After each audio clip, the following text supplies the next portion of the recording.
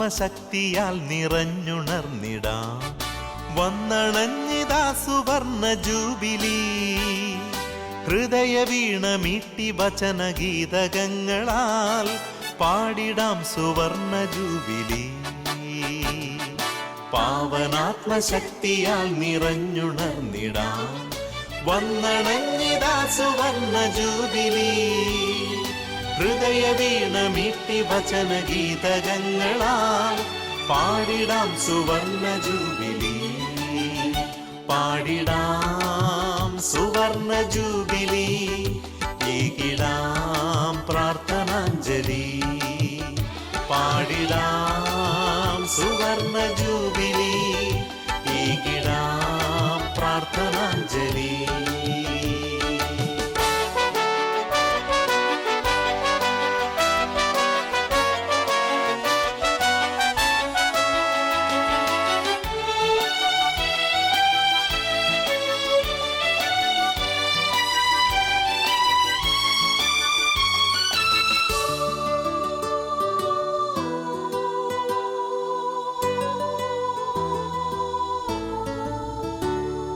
പോയ കാലങ്ങളിൽ ദൈവം നൽകിയ നന്മകൾക്കു നന്ദിയേകിടാം. അവിടുത്തെ പാതയിൽ നീങ്ങാതെ വന്നതാം വീഴ്ചകൾക്കു മാപ്പിറങ്ങിടാം. 5 പതിറ്റാണ്ടുകൾക്കു മുമ്പുണർന്നതാം വചനദീപനാള ശോഭ പുൽകി. പുത്തനാം കരുത്തു നേടിയെത്ര സോദര കർത്താവിനു സ്നേഹ സാക്ഷ്യമേകി. പാടിടാം സുവർണ ജൂബിലി, ഏകിടാം പ്രാർത്ഥനാഞ്ജലി. പാടിടാം സുവർണ ജൂബിലി, ഏകിടാം പ്രാർത്ഥനാഞ്ജലി.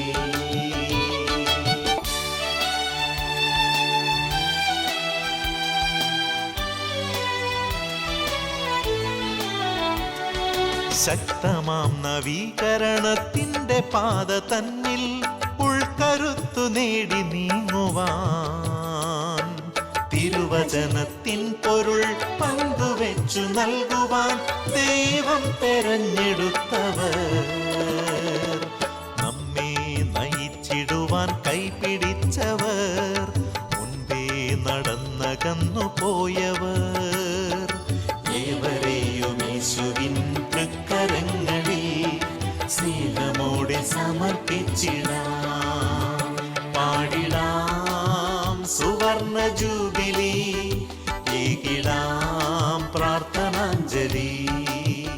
പാടിടാം സുവർണ ജൂബിലി, ഏകിടാം പ്രാർത്ഥനാഞ്ജലി.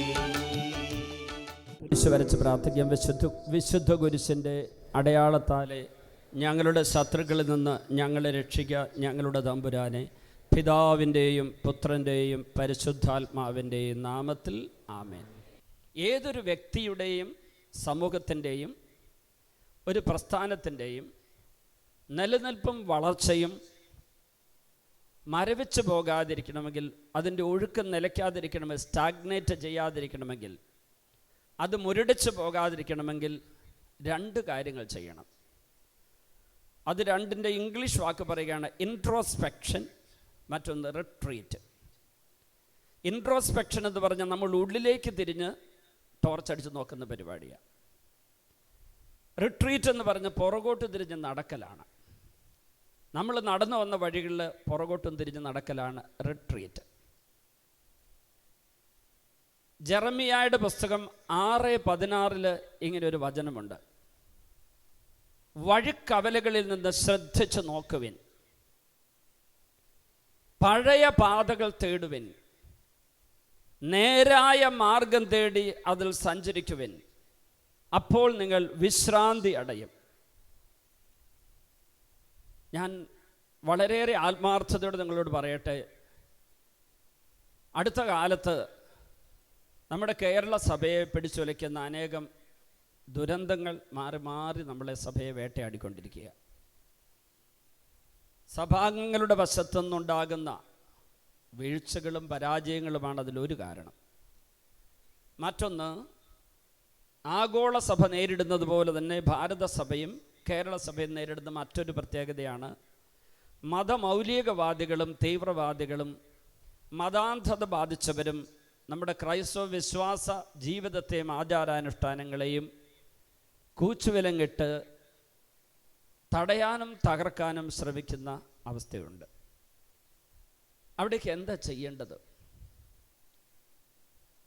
ഞാൻ ഒരിക്കൽ ഒരു അൽമായ സഹോദരൻ എന്നെ ഒരു സ്ഥലത്ത് വെച്ച് കണ്ടു. സ്ഥലം ഞാൻ പറയുന്നില്ല. അവർ 30 പേര് ഒരുമിച്ച് കൂടി ഒരു പ്രാർത്ഥന നടത്തുന്നുണ്ട്. കഴിഞ്ഞ 10 വർഷമായി. നല്ല തീക്ഷ്ണതയും വിശുദ്ധിയുള്ള കുറേ അൽമായരാണ് അവർ. അപ്പോൾ അവരെന്നോട് പറഞ്ഞു, അച്ഛൻ ഞങ്ങളുടെ ഗ്രൂപ്പിൽ ഒന്ന് വന്ന് ഒരു അരമണിക്കൂർ ഞങ്ങൾക്ക് സന്ദേശം നൽകി ഒരു ആശീർവാദം നൽകാമോ? എൻ്റെ മനസ്സിൽ പെട്ടെന്ന് ഇങ്ങനെ ഒരു ചിന്തയുണ്ടായി. അവരുടെ ഗ്രൂപ്പ് പ്രാർത്ഥന നടക്കുന്ന സ്ഥലത്തേക്ക് പോയില്ലെങ്കിലും അവിടെ നിന്ന് 5 മിനിറ്റ് സംസാരിക്കാം. ഞാനൊന്ന് കണ്ണടച്ച് അയാളുടെ കൂടെ കൈ പിടിച്ച് അയാളുടെ കയ്യിലിങ്ങനെ പിടിച്ച് പ്രാർത്ഥിച്ചപ്പോൾ കർത്താവ് എന്നോട് യെസ് പ്രൊസീഡ് എന്ന് മെസ്സേജ് തന്നു. ചെയ്തോളാൻ പറഞ്ഞു. ഞാൻ പറഞ്ഞു ഇയാളുടെ കൂടെയുള്ള കൂട്ടുകാരെ വിളിക്കാവോ? അപ്പോൾ ഒരു 8 പേര് അവിടെയുണ്ട് ആ പരിസരത്ത്. അവരെ എല്ലാം പലയിടത്തു നിന്നിട്ട് വിളിച്ചു കൂട്ടി. ഞാൻ ചോദിച്ചു, ഇന്ന് നിങ്ങൾ എന്താ ചെയ്തത്? അപ്പോൾ അവർ പറഞ്ഞു, ഞങ്ങൾ ഈ 30 പേരിൽ 20 പേരും കഴിഞ്ഞ 10 വർഷങ്ങളായിട്ട് വചന പ്രഘോഷണത്തിനായിട്ട് പരിശീലനം നേടിക്കൊണ്ടിരിക്കുക. ഞാൻ ചോദിച്ചത്, നിങ്ങളുടെ പ്രാർത്ഥന എത്ര മണിക്കൂറുണ്ടായിരുന്നു? അപ്പോൾ അവർ പറഞ്ഞു 3 മണിക്കൂർ. അതിൽ എത്ര നേരം നിങ്ങൾ വചന പ്രഘോഷണ പരിശീലനത്തിന് ഏർപ്പെട്ടു? അപ്പോൾ അവർ പറഞ്ഞു ഏതാണ്ട് 2.25 മണിക്കൂർ നേരം. എത്ര സമയം പ്രാർത്ഥിച്ചു? 15 മിനിറ്റ്. ആ സമയത്ത് എന്തു ചെയ്തു? കർത്താവെ, ഞങ്ങൾ ഇത്രമാത്രം വചന പ്രഘോഷണത്തിന് ഒരുങ്ങിയിരിക്കുന്ന ആത്മായരെ തിരിച്ചറിയാനും അവരെ പ്രോത്സാഹിപ്പിക്കാനും വളർത്താനും അവർക്ക് വേദി ഒരുക്കി കൊടുക്കാനും സഭാധികാരികൾക്ക് പ്രകാശം കൊടുക്കണേ എന്നാണ് പ്രാർത്ഥിച്ചത്. എൻ്റെ പ്രിയപ്പെട്ട ദൈവമക്കളെ, ഈ സായാഹ്നത്തിൽ എൻ്റെ ചങ്കിൽ തൊട്ട് ഞാൻ നിങ്ങളോടൊരു കാര്യം പറയാൻ ആഗ്രഹിക്കുക. വചന പ്രഘോഷകരുടെ എണ്ണമല്ല ഇപ്പോൾ പെരുകേണ്ടത്. വചനം പ്രഘോഷിക്കാൻ വേണ്ടി 10 വർഷമായി ഒരുങ്ങുന്ന ഇവർ മധ്യസ്ഥ പ്രാർത്ഥനയിലേക്കാണ് ആദ്യമായിട്ട് കിടക്കേണ്ടത്. മാനവകുലത്തെ പുളിപ്പിക്കുന്ന പുളിമാവായി സഭ മാറണമെങ്കിൽ സഭയുടെ കൗദാശിക ജീവിതം കഴിഞ്ഞാൽ, കൗദാശിക മേഖല കഴിഞ്ഞാൽ, പ്രത്യേകിച്ച് പരിശുദ്ധ കുർബാന അങ്ങനെയുള്ള കൂദാശിയുടെ മേഖല കഴിഞ്ഞാൽ വചന പ്രഘോഷണ മേഖല വളരെ പ്രധാനപ്പെട്ടതാണ്. അതിനൊപ്പം പോകുന്ന ഒന്നാണ് മധ്യസ്ഥ പ്രാർത്ഥന. ആ മധ്യസ്ഥ പ്രാർത്ഥന നടത്തി അവർ 30 പേര് കഴിഞ്ഞ 10 വർഷം പ്രാർത്ഥിച്ചിരുന്നെങ്കിൽ ഒരുപക്ഷെ അതിൽ പലരും വചന പ്രഘോഷകരായി മാറുമായിരുന്നു. കാരണം ഇവർക്ക് വചന പ്രഘോഷണത്തിന് പരിശീലനം കൊടുക്കുന്നത് അതിനുവേണ്ടി നിയോഗിക്കപ്പെട്ട അഭിഷേകം ചെയ്യപ്പെട്ടവരോ അല്ലെങ്കിൽ വരം ലഭിച്ചവരോ അല്ല. അവരെല്ലാവരും കൂടി അങ്ങോട്ടും ഇങ്ങോട്ടും ഇരുന്ന് വചനം പ്രസംഗിച്ച് പരസ്പരം വളർത്തുന്നു. തെറ്റൊന്നുമില്ല. പക്ഷേ എഫേസൂസ് 2:10 വായിച്ചു നോക്കണം. നാം ചെയ്യാൻ വേണ്ടി ദൈവം മുൻകൂട്ടി ഒരുക്കിയ സൽപ്രവൃത്തികൾക്കായി യേശുക്രിസ്തുവിൽ നമ്മെ തിരഞ്ഞെടുത്തു. എഫേസൂസ് 2:10 ഒരിക്കൽ കൂടി വായിക്കുന്നു. നാം ചെയ്യാൻ വേണ്ടി ദൈവം മുൻകൂട്ടി ഒരുക്കിയ സൽപ്രവൃത്തികൾക്കായി യേശുക്രിസ്തുവിൽ നമ്മെ തിരഞ്ഞെടുത്തു. അപ്പോൾ എല്ലാ സൽപ്രവൃത്തിയും എല്ലാവരും ചെയ്യണ്ട. ദൈവം മുൻകൂട്ടി ഒരുക്കിയ സൽപ്രവൃത്തികളാണ് ചെയ്യേണ്ടത്. മുരുകൻ ഡിവൈൻ ധ്യാന കേന്ദ്രത്തിൽ ഡയറക്ടർ ആയിരിക്കുന്ന ഞാൻ അവിടെ ചാർജ് എടുത്ത ഉടനെ നൊമ്പരപ്പെട്ട് കണ്ടുകൊണ്ടിരുന്നത് ആ ധ്യാന കേന്ദ്രത്തിന് മുമ്പിലുള്ള ഫ്ലൈ ഓവർ, അവിടെ വടക്കേ ഇന്ത്യയിലെ തൊഴിലാളികൾ പൊരിവെയിലത്ത് ഉരുകുന്ന ടാറിനോടുകൂടെ കഠിനാധ്വാനം ചെയ്യുന്നു. എത്ര വെള്ളം കുടിച്ചാലും എല്ലാം ആവിയായി പോകുന്ന, വിയർപ്പായി മാറിപ്പോകുന്ന, തളരുന്ന ഒരവസ്ഥയിൽ അതുങ്ങൾ കഷ്ടപ്പെടുന്ന കണ്ടപ്പോൾ ഞാൻ ഇങ്ങനെ ചെയ്തു എന്ന് കരുതുക. എൻ്റെ ധ്യാനപ്രസംഗമെല്ലാം മാറ്റിവെച്ച് അവിടെയുള്ള ആ റോഡ് പണി തൊഴിലാളികൾക്ക് ഞാൻ നാരങ്ങ വെള്ളവും അല്ലെ കുടിവെള്ളവും അതിൻ്റെ മുകളിൽ ഷാമിയാന കെട്ടിക്കൊടുത്തതാണെങ്കിലും അങ്ങനെയുള്ള സൗകര്യങ്ങൾ ഒരുക്കി കൊടുക്കാൻ പോവുക. അതിനുവേണ്ടി നിയോഗിക്കപ്പെട്ടവരുണ്ടെങ്കിൽ അതിന് പോകണം. പക്ഷേ എന്നെ കർത്താവ് ഡിവൈൻ ധ്യാന കേന്ദ്രത്തിലെ ശുശ്രൂഷകൾക്ക് നേതൃത്വം നൽകാനും ആ സമൂഹത്തിൻ്റെ ഡയറക്ടറായി മുന്നോട്ട് പോകാനും നിയോഗിച്ചതെങ്കിൽ അതിനപ്പുറത്തുള്ള കാര്യങ്ങൾ ഇതിന് കോട്ടം തട്ടിക്കൊണ്ട് ചെയ്യാൻ പാടില്ല. അതായത് ദൈവരാജ്യത്തിൻ്റെ ശുശ്രൂഷയിൽ ഏറ്റവും പ്രധാനപ്പെട്ട ഒരു കാര്യം മധ്യസ്ഥ പ്രാർത്ഥന എന്ന് മറക്കരുത്. അങ്ങനെ ചെയ്യുന്നതിൽ 50 വയസ്സ് ഉള്ള ഈ കരിസ്മാറ്റിക് നവീകരണ ശുശ്രൂഷ മുന്നേറ്റത്തിൻ്റെ സാരഥികളും അതിൽ അംഗങ്ങളുമായിരിക്കുന്നവർ ഒന്ന് ആത്മശോധന ചെയ്യാൻ വേണ്ടി ഈ ചുരുങ്ങിയ നിമിഷങ്ങൾ ഉപയോഗിക്കുക. ഇൻട്രോസ്പെക്ഷൻ നടത്താം, റിട്രീറ്റും ചെയ്യാം. നമ്മുടെ ഏറ്റവും പ്രധാനപ്പെട്ട കടമ എന്താ? ഒരു കാര്യം വേദനയോടെ ഞാൻ പറയും, സമുദായ സ്നേഹം നമ്മുടെ ക്രൈസ്തവർക്ക് നന്നായിട്ടുണ്ട്. ഇല്ലാത്തവരും ഉണ്ട്. പ്രത്യേകിച്ച് കേരള സഭയിലാണെങ്കിൽ 3 റീത്തുകളുണ്ട്. ആ അർത്ഥത്തിൽ നമ്മുടെ സമുദായ സ്നേഹം വലുതാണ്. പിന്നെ ക്നാനായക്കാരും ഉള്ളതുകൊണ്ട് 4 ഗ്രൂപ്പ് എടുക്കാം. ഈ സമുദായ സ്നേഹം എന്തിലേക്ക് നയിക്കണം? എൻ്റെ സമുദായത്തിൻ്റെ വളർച്ച, അതിൻ്റെ സമഗ്ര വളർച്ച, അതിനുവേണ്ടിയുള്ള അത്യധ്വാനത്തിൽ കത്തോലിക്ക സഭ വളരാൻ വേണ്ടിയുള്ള കാര്യം ഞാൻ ചെയ്യുന്നുണ്ടോ? ആഗോള സഭയിലെ ഒരു ഘടകം മാത്രമാണ് ഞാനെന്ന് തിരിച്ചറിഞ്ഞ് സഭ മുഴുവൻ്റെ സമഗ്ര വളർച്ചയ്ക്ക് വേണ്ടി എൻ്റെ ഊർജവും എൻ്റെ പണവും എൻ്റെ കഴിവും എൻ്റെ വരവും ഉപയോഗിക്കേണ്ടതിന് പകരം എൻ്റെ സ്വസമുദായ സ്നേഹത്തിൽ നിന്ന് വിരിയുന്ന ചില ശുശ്രൂഷകളും ഞാനിങ്ങനെ ഒതുങ്ങിക്കൂടുന്നുണ്ടോ എന്ന് ഓരോരുത്തരും അവരവരുടെ ഉള്ളിലേക്ക് തിരിഞ്ഞും പുറകോട്ട് നടന്നു ഒന്ന് കണ്ടെത്തണമെന്ന് എനിക്കൊരപേക്ഷയുണ്ട്. എന്താ ജെറമ്യാ പ്രവാചകൻ പറഞ്ഞത്? ഇത് പറയാനൊരു പശ്ചാത്തലമുണ്ട്. ജെറമ്യായുടെ കാലത്താണ് ഒരുപക്ഷെ ഇസ്രായേൽ ജനത്തിൻ്റെ, പ്രവാചകന്മാരുടെ കാലത്ത് വളരെയേറെ ദുരിതങ്ങൾ അനുഭവിച്ച ഒരാളാണ് ജെറമ്യ. അതിന് കാരണമുണ്ട്. ഇസ്രായേൽ ജനതയുടെ അടിമത്തം ആരംഭിക്കാൻ പോകുന്നത് ആ കാലത്താണ്. ഇസ്രായേൽ ജനതയുടെ ചരിത്രത്തിലേക്ക് ഞാനൊന്ന് പോകുന്നതിന് മുമ്പ് ആ വചനം ഒരിക്കൽ കൂടി വായിക്കുന്നു. വഴിക്കവലകളിൽ നിന്ന് ശ്രദ്ധിച്ചു നോക്കണം, പഴയ പാതകൾ തേടണം, നേരായ മാർഗം തേടി അതിൽ സഞ്ചരിക്കണം, അപ്പോൾ നിങ്ങൾ വിശ്രാന്തി അടയും. ഇതാണ് ജെറമ്യ 6:16 നമ്മൾ വായിച്ചു തുടങ്ങിയത്.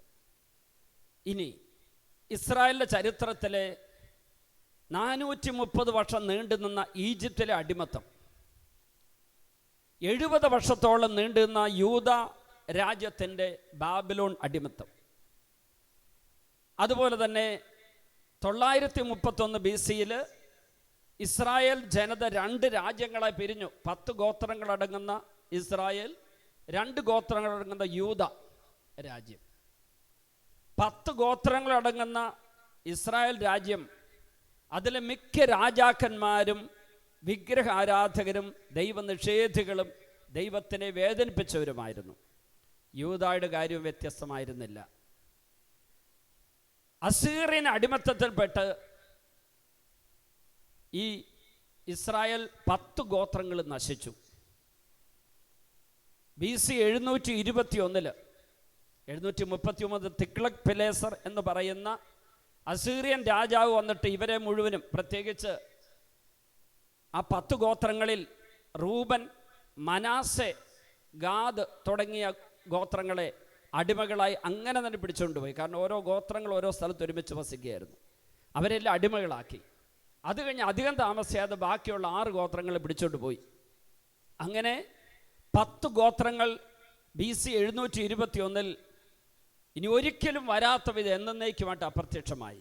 അവർക്ക് പിന്നെ ഒരിക്കലും വേണ്ട രാജ്യം തിരിച്ചു കിട്ടിയില്ല. എന്നാൽ യൂദാ രാജ്യത്തിൻ്റെ പ്രത്യേകത, അവർ കുറേ കാലം കൂടി അങ്ങ് നീണ്ടു നിന്നു. പക്ഷെ അവരും അവിശ്വസ്തതയുടെ പാപത്താൽ, ദൈവത്തോടുള്ള ഐക്യമില്ലായ്മയിൽ, അനുസരണക്കേടിനാൽ എല്ലാ തിന്മകളും മുഴുകി ബാബിലോൺകാർ തകർത്തു കളഞ്ഞു. ജെറൂസലം ദേവാലയം ചുട്ട് ചാമ്പലാക്കി, ജെറൂസലം നഗരം തീയിട്ട് കളഞ്ഞു. അവരെ പിടിച്ച് അടിമകളെ കൊണ്ടുപോയി 70 നീണ്ട വർഷക്കാലം അവരടിമത്തത്തിലായിരുന്നു. ബാബിലോൺകാരെ പിന്നീട് പേർഷ്യൻകാർ വന്ന് പരാജയപ്പെടുത്തി. പേർഷ്യക്കാരുടെ അടിമത്തത്തിലായ പലസ്തീന മുഴുവനും. പേർഷ്യൻ രാജാവായ സൈറസ് ദൈവത്തിൻ്റെ വെളിപാടനുസരിച്ച്, ദൈവനിർദ്ദേശമനുസരിച്ച് വീണ്ടും ജെറൂസലം ദേവാലയം പണിയാനായിട്ട് നിർദ്ദേശം കൊടുത്തു. സെറുബാബേലും 50,000 ഇസ്രായേൽക്കാർ ഒരുമിച്ച് തിരിച്ചു വന്ന് അവർ ദൈവാലയം പണിയാൻ ഒരുങ്ങി. പക്ഷേ 23 വർഷക്കാലം കഴിഞ്ഞിട്ട് ദൈവാലയത്തിൻ്റെ പണി പൂർത്തിയായത്. പക്ഷേ ജനങ്ങൾക്ക് വലിയ ദുഃഖവും വേദന ഉണ്ടായി. ഹഗായ് പ്രവാചകനൊക്കെ ഈ ദേവാലയത്തിൻ്റെ മഹത്വം ആദ്യ മഹത്വത്തേക്കാൾ വലുതായിരിക്കും എന്നൊക്കെ പറഞ്ഞൊരു പ്രവചനം കൊടുത്തു. മാത്രമല്ല എസ്രായുടെ ആ പുസ്തകത്തെ നമ്മൾ വായിക്കുന്നുണ്ട്, അവർ തിരിച്ചു വന്ന് ദൈവാലയം പണി തുടങ്ങിയ കാര്യമൊക്കെ. പക്ഷേ ആ ദൈവാലയത്തെ ദൈവാലയമാക്കിയ ഒരു കാര്യം അവിടെ ഉണ്ടായിരുന്നില്ല. ഗ്രീക്കുകാർ ഇവരെ അടിമകളാക്കി, പേർഷ്യക്കാരെ തകർത്തിട്ട്. ഗ്രീക്കുകാരെ പരാജയപ്പെടുത്തി റോമാക്കാർ അധികാരം പിടിച്ചെടുത്തു. റോമാക്കാരുടെ കാലത്ത് മഹാനായ ഹെറോദസ് രാജാവ് ലോകത്തിലെ ഏറ്റവും വലിയ അത്ഭുതമായ ജെറൂസലേം ദേവാലയം മനോഹരമായി പണി കഴിപ്പിച്ചു. പക്ഷേ സോളമൻ രാജാവ് പണി കഴിപ്പിച്ച ദൈവാലയ പ്രതിഷ്ഠ നടക്കുമ്പോൾ സ്വർഗത്തിൽ അഗ്നി ഇറങ്ങി ബലിവസ്തുക്കളെ ദഹിപ്പിച്ച മഹാത്ഭുതം നടന്നതിൻ്റെ ഓർമ്മയുള്ള ജനങ്ങൾ ഈ സെറുബ്ബാബേൽ പണിയിപ്പിച്ച ദൈവാലയത്തിനോ ഹെറോദസ് രാജാവ് പുതുക്കപ്പെടുന്ന ദേവാലയത്തിനോ ഈ മഹിമയും മഹത്വം കണ്ടില്ല.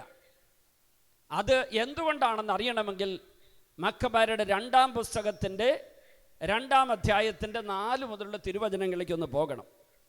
പ്രിയപ്പെട്ടവരെ, മക്കബാരുടെ 2-ാം പുസ്തകത്തിൻ്റെ 2-ാം അധ്യായത്തിൻ്റെ 4 മുതലുള്ള തിരുവചനങ്ങളിൽ വളരെ വേദനയോടെ വായിക്കേണ്ട ഒരു ഭാഗമുണ്ട്. ദൈവത്തിൻ്റെ അരുളപ്പാടനുസരിച്ച് ജെറമ്യാ പ്രവാചകൻ കൂടാരവും പേടകവും തൻ്റെ പിന്നാലെ കൊണ്ടുവരാൻ കൽപ്പിച്ചു. ദൈവം നൽകുന്ന അവകാശ ഭൂമി കാണാൻ മോശ കയറിയ മലയിലേക്ക് അവൻ പോയി. അവിടെ ജെറമ്യാ ഒരു ഗുഹ കണ്ട് കൂടാരവും പേടകവും ധൂപപീഠവും അതിൽ വെച്ച് പ്രവേശനദ്വാരം അടച്ച് ഭദ്രമാക്കി. അനുയായികളിൽ ചിലർ അങ്ങോട്ടുള്ള വഴി അടയാളപ്പെടുത്താൻ മുതിർന്നെങ്കിലും വഴി കണ്ടുപിടിക്കാൻ അവർക്ക് കഴിഞ്ഞില്ല. ജെറമ്യാ ഇതറിഞ്ഞ് ശകാരിച്ചുകൊണ്ട് പറഞ്ഞു, ദൈവം തൻ്റെ ജനത്തെ വീണ്ടും ഒരുമിച്ച് കൂട്ടുകയും അവരോട് കരുണ കാണിക്കുകയും ചെയ്യുന്നതുവരെ ഈ സ്ഥലം അജ്ഞാതമായിരിക്കും. അന്ന് കർത്താവ് ഇത് വെളിപ്പെടുത്തും. അതിനൊത്തിരി മേഖലകളുണ്ട്. ഞാൻ ആദ്യം തന്നെ ഒരു കാര്യം പറയാം. ജെറൂസലേം ദൈവാലയത്തെ ദൈവാലയമാക്കിയത് ഈ വാഗ്ദാന പേടകമായിരുന്നു. ഹെബ്രായരുടെ ലേഖനം 9-ാം അധ്യായത്തിൽ ഈ കാര്യത്തെക്കുറിച്ച് പറഞ്ഞിട്ടുണ്ട്.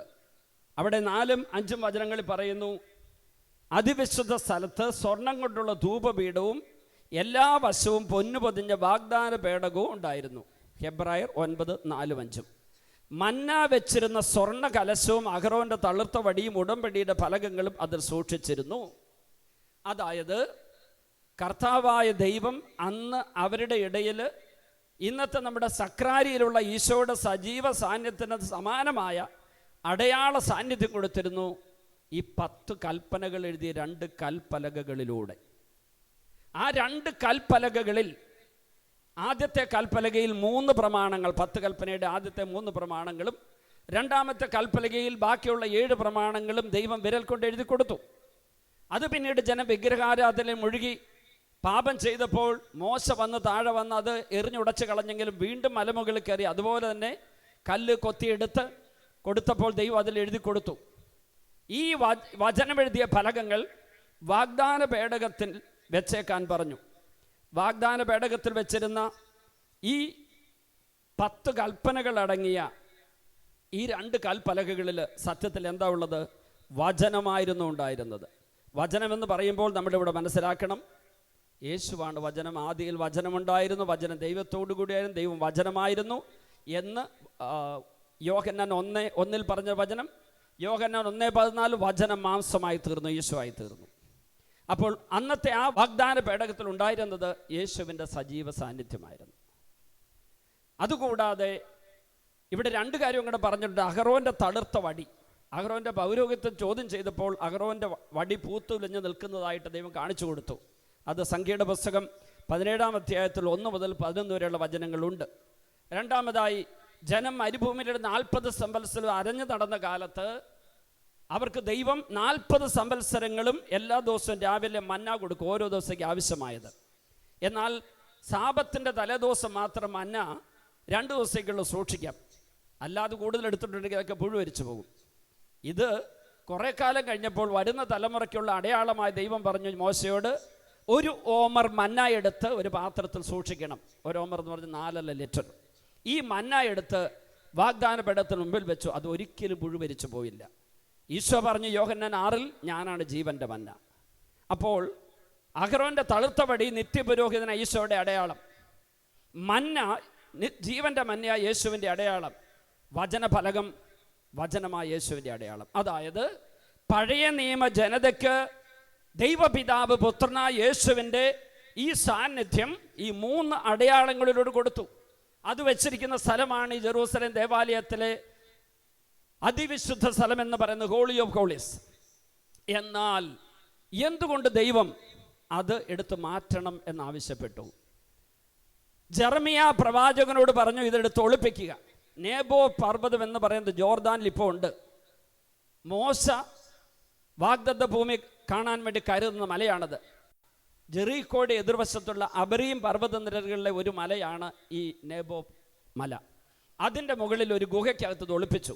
അങ്ങോട്ടുള്ള വഴി സേവകരെ അടയാളപ്പെടുത്തിയപ്പോൾ ജെറമ്യാ പ്രവാചകൻ ശകാരിച്ചുകൊണ്ട് പറഞ്ഞു, വേണ്ട, ദൈവം തൻ്റെ ജനത്തെ വീണ്ടും സന്ദർശിക്കുന്നത് വരെ അത് രഹസ്യമായിരിക്കും. പ്രിയപ്പെട്ടവരെ, ദൈവം തൻ്റെ ജനത്തെ വീണ്ടും സന്ദർശിച്ചത് യേശുവിൻ്റെ വരവിൻ്റെ അവസരത്തിലാണ്. ആ അവസരത്തിൽ വാഗ്ദാന പേടകം ഒരു മരത്തിൻ്റെ പെട്ടി ആയിരുന്നില്ല. 2.5 മുഴം നീളവും 1.5 മുഴം ഉയരവും 1.5 മുഴം വീതിയുമുള്ള കരുവേല മരം കൊണ്ടുണ്ടാക്കിയ പെട്ടി ആയിരുന്നില്ല വാഗ്ദാന പേടകം. പിന്നീട് യേശു വന്നപ്പോൾ ആ വാഗ്ദാന പേടകം ആരായിരുന്നു പറഞ്ഞു? പരിശുദ്ധ കന്യാമറിയം. ദൈവം തൻ്റെ വാഗ്ദാനങ്ങൾ പാലിച്ചു. മറിയത്തിലൂടെ മാംസം ധരിച്ച യേശുവിനെ ലോകത്തിൽ അവതരിപ്പിച്ചപ്പോൾ വാഗ്ദാന പേടകത്തിലെ സാന്നിധ്യത്തിന് വേണ്ട, അടയാള സാന്നിധ്യങ്ങൾ വേണ്ട. ഈ കൽപ്പലകയിലെ വചനങ്ങൾ മാംസമായി നിത്യപുരോഹിതനായി ഈശോ മനുഷ്യനായി വന്നിരിക്കുന്നു. മാത്രമല്ല, ജീവന്റെ മന്യായി ഈശോ വന്നിരിക്കുന്നു. ഈ ജെറൂസലേം ദൈവാലയത്തിൽ ഉണ്ടായിരുന്ന വാഗ്ദാന പേടകമാണ് അതിനെ വിശുദ്ധാലയമാക്കി മാറ്റിയിരുന്നതെങ്കിൽ, ഈ ജനത്തിൻ്റെ വിഗ്രഹാരാധനയുടെയും പാപത്തിൻ്റെയും തിന്മയുടെയും മ്ലേച്ഛതയുടെയും ദുരന്തമായി ഈ വാഗ്ദാന പേടകം എടുത്ത് മാറ്റിക്കോളാൻ ദൈവം പറഞ്ഞു. കാരണം ബാബിലോൺ രാജാവ് വന്ന് ദൈവാലയം ചുട്ട് ചാമ്പലാക്കാൻ പോവുക. ബാബിലോൺ രാജാവ് വന്ന് ജെറൂസലേം കത്തിച്ച് കളയാൻ പോവുക. ജനങ്ങളെ അടിമകളാക്കി പിടിച്ചുകൊണ്ട് പോകാൻ പോവുക. അപ്പോൾ പരിശുദ്ധ കുർബാനയെ ഡെസക്രേറ്റ് ചെയ്യുന്ന, അപമാനിക്കുന്നത് പോലെ ഒരു പാപം ഒന്നും സംഭവിക്കാതിരിക്കാൻ വേണ്ടി പ്രവാചകരോട് ദൈവം പറഞ്ഞെടുത്ത് മാറ്റിക്കോളാൻ പറഞ്ഞു.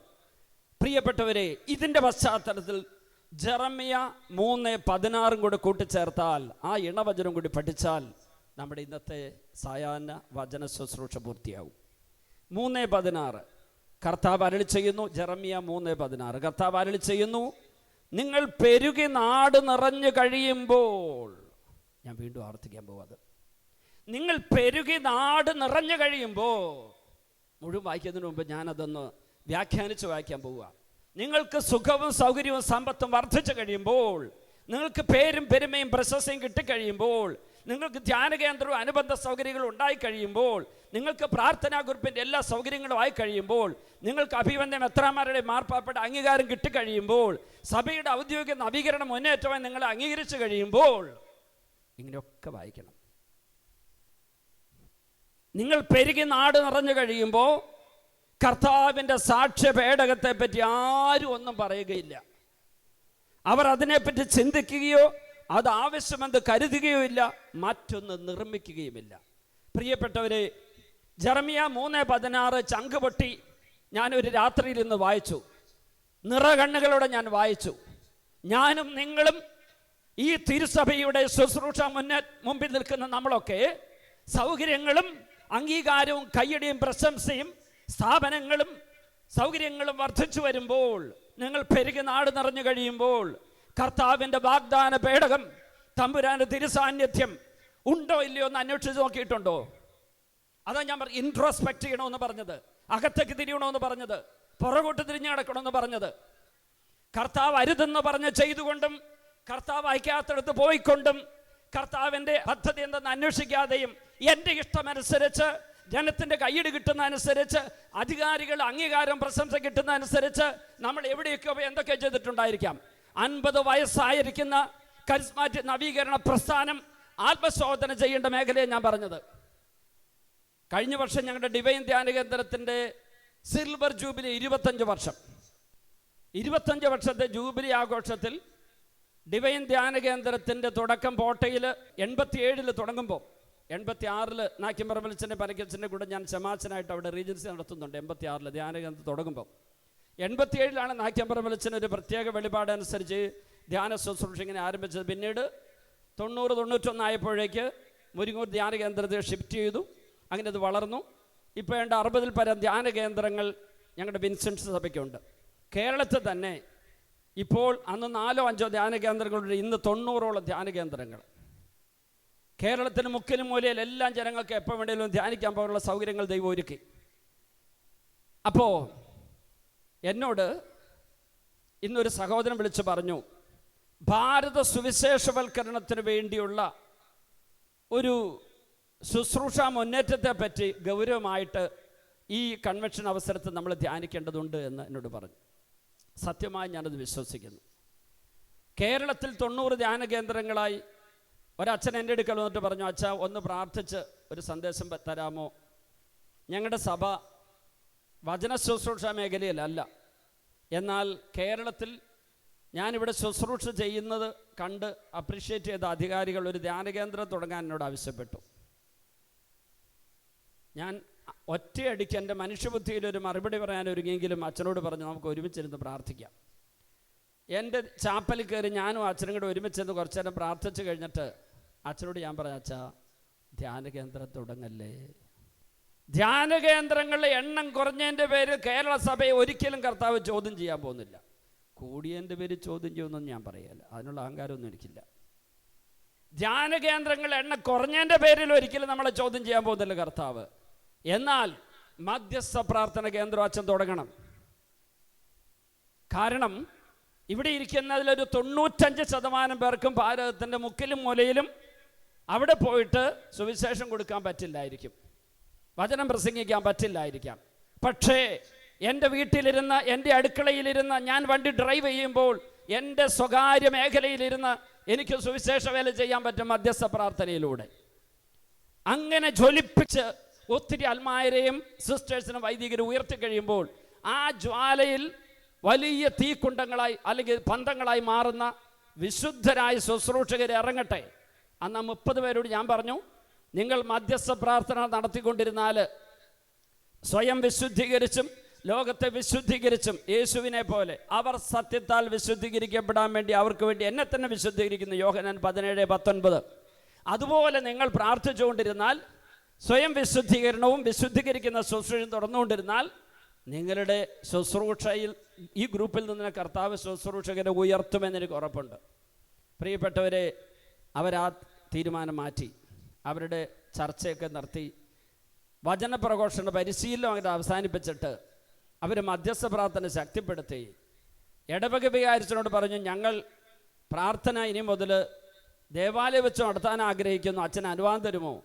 വിശുദ്ധന അച്ഛൻ പറഞ്ഞു, മക്കളെ ഇങ്ങോട്ട് വാ, ഞാൻ നിങ്ങളോട് പറയാനിരിക്കുകയായിരുന്നു, നിങ്ങൾ അവിടെ ഇവിടെയൊക്കെ പോയിരിക്കുന്നത് ശരിയല്ല, ഇങ്ങോട്ട് വാ. ഈ അച്ഛൻ സമ്മതിച്ചുകൊണ്ട് അവർ ഇടവകയിൽ എന്ന മധ്യസ്ഥ പ്രാർത്ഥന നടത്തി. അത് 100ഓളം പേരുടെ ഗ്രൂപ്പായി മാറി, ഏതാണ്ട് 90 കൂടുതൽ പേരുണ്ടായിരുന്നു. അങ്ങനെ വന്നപ്പോൾ ആ ശുശ്രൂഷയിൽ വചനം പങ്കുവെച്ചുകൊണ്ടിരുന്ന 2 പേര് ഇന്ന് പലയിടത്തും വചനം പ്രസംഗിക്കുന്നവരായി മാറി. കൈയടിച്ച് ദൈവത്തെ മഹത്വപ്പെടുത്താം.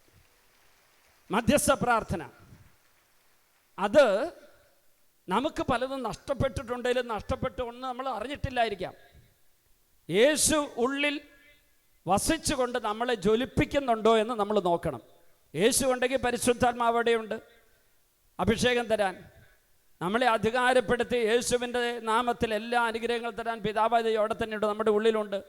ഉള്ളു സക്കരാരിയായിട്ട് മാറും, ശരീരം ദൈവാലയമായി മാറും, നമ്മുടെ കൂട്ടായ്മ ദൈവമക്കളുടെ കൂട്ടായ്മയായിട്ട് മാറും.